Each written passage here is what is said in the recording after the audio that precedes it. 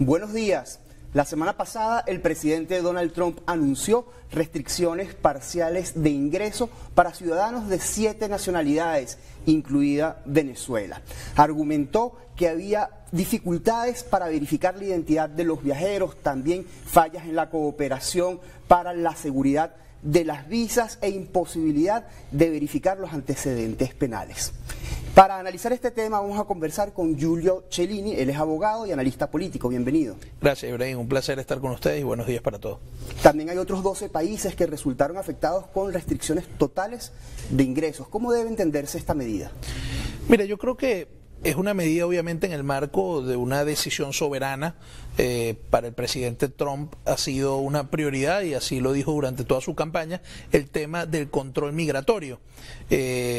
Por supuesto que podemos valorar si es positiva o no, y por supuesto es que desde el punto de vista de nuestra óptica, de nuestro punto de vista, es absolutamente negativo, es absolutamente injusto, pero al final se trata de una decisión soberana de los Estados Unidos y es coherente con lo que Trump ha venido planteando, no solo en su campaña electoral, sino en estos 5 meses de gobierno casi que el presidente Trump tiene en su segunda administración. Yo creo que es una decisión, insisto, en el marco de la soberanía, ciertamente, pero al mismo tiempo creo que es una decisión que, si tiene como base o sustento situaciones que no están probadas debidamente, o si lo que busca es promover un cambio político, es absolutamente incierta esa posibilidad y es absolutamente inconveniente a los efectos de la causa venezolana, porque al final la afectación no es para el gobierno, la afectación es finalmente para los venezolanos que tienen familiares y que tienen el derecho también de querer hacer turismo, negocios o estudiar en los Estados Unidos. En sus argumentos el presidente Trump también exponía que 9,83%, creo casi 10% de los viajeros extendía su periodo de estadía en Estados Unidos. Esto es que con una visa de turista iban y se quedaban en los Estados Unidos. Sorprende también que están, digamos, anulada la emisión de visas de negocios. Sí, ciertamente.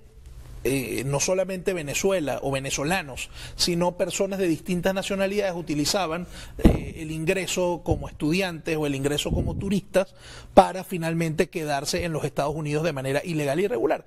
Eso es ciertamente de las dificultades que atraviesa y que ha venido atravesando Estados Unidos en los últimos años, pero no es solamente Venezuela. Eso sucede con personas de las más diversas nacionalidades del mundo, y por supuesto que esto es un error y es injustificable y pagan justos por pecadores, pero yo creo que hay formas distintas de poder controlar el tema migratorio sin necesidad de castigar a un país entero que no es necesariamente responsable por las causas que han llevado a algunos venezolanos como a otros extranjeros a quedarse en los Estados Unidos de manera irregular. Yo creo que esta es una decisión extrema y creo que no resuelve en el fondo el asunto. Ya Estados Unidos venía avanzando a través de otros mecanismos para tratar de restringir la entrada de venezolanos, como lo hizo, por ejemplo, presionando a México para que estableciera visas a los venezolanos que entraban a México antes sin ninguna visa y luego pues pasaban de forma irregular por la frontera hacia los Estados Unidos. Ese fue un primer mecanismo de control, pero pues ya es de manera más restrictiva, más limitada.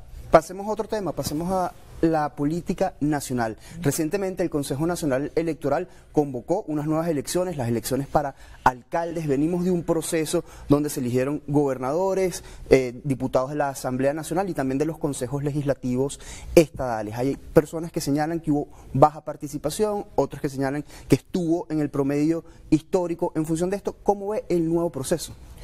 Mira, yo creo que, como decía el Papa Francisco, la apatía y la indiferencia es el cáncer de la democracia, y es verdad. A veces como ciudadanos pues preferimos aislarnos, preferimos no saber nada de la política, no querer saber nada de la política, no querer saber nada de las instituciones, porque al final concluimos que las instituciones no son capaces de ayudarnos a resolver nuestros problemas o ayudarnos en el sentido de poder lograr tener una mejor calidad de vida, de poder estar mejor, de poder tener la garantía de un futuro en Venezuela. Ahora, lo que yo creo y de lo que también estoy convencido es que la dirigencia política no puede promover la inacción, la falta, digamos, de ánimo de participar en procesos electorales a pesar de las condiciones adversas. Hay que siempre que participar para poder no solamente defender nuestro voto en tanto nuestro derecho, sino para también generar movilización, organización ciudadana y el voto como un mecanismo de protesta pacífica. ¿Cómo observa en este momento a la oposición venezolana? ¿La ve en capacidad de enfrentarse a este nuevo proceso? Bueno, obviamente la oposición se encuentra en una situación de desarticulación. Existe aún un sector de la oposición que tiene un liderazgo importante, que sigue promoviendo el camino de la abstención y que sigue celebrando la abstención como un logro, cuando ese logro no se traduce en resultados materiales. Hay otro sector de la oposición que en medio pues de una situación obviamente muy compleja se decide a participar, y hay otros sectores que vienen haciendo una pseudo oposición en el Parlamento Nacional, que también están allí, parece más para dividir y criticar a la oposición que para el propio gobierno. Entonces, claro que hay una situación muy complicada, pero yo creo que la oposición que decidió participar en los procesos electorales anteriores tiene que seguir insistiendo en ese camino, entre otras cosas porque es un tema de coherencia y entre otras cosas también porque el voto sigue siendo la única herramienta que tienen los civiles para poder expresarse. Y ahí viene la gran discusión de si el voto como mecanismo de expresión o para poder elegir, y tiene que ser las dos, pero lo que no podemos es, si realmente no podemos elegir, lo que no podemos es dejar de expresarnos como sociedad. Vamos a ir a Colombia. El fin de semana hubo un atentado contra el senador Miguel Uribe Turbay. Parece que en Colombia se están viendo cosas que tenían mucho tiempo sin verse. ¿Cuál es el análisis de esta situación?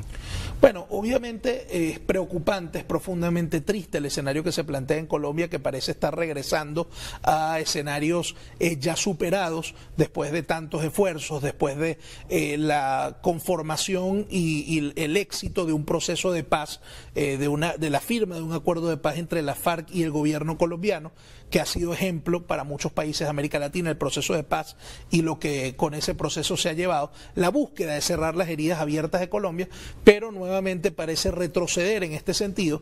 Colombia tiene varios meses, o por lo menos en los últimos 2 años, intentando o promocionándose desde el gobierno un discurso antiélite, un discurso que promueve la división de clases, un discurso donde se exacerba la radicalización política, y si bien no creo responsable en este momento la búsqueda de culpables, digamos, por parte de quienes, de nosotros o de quienes no son los encargados de eso, que son obviamente las instituciones en Colombia, yo sí creo que hay una gran responsabilidad en el Estado colombiano y particularmente en el gobierno colombiano, que ha venido promoviendo en los últimos años, o en los últimos meses en particular, una exacerbación de un discurso anti-instituciones, anti-élite, para tratar de responsabilizar a las élites colombianas, al Congreso colombiano, a la Corte colombiana, de los fracasos del presidente Petro en la búsqueda de la generación de consensos para lograr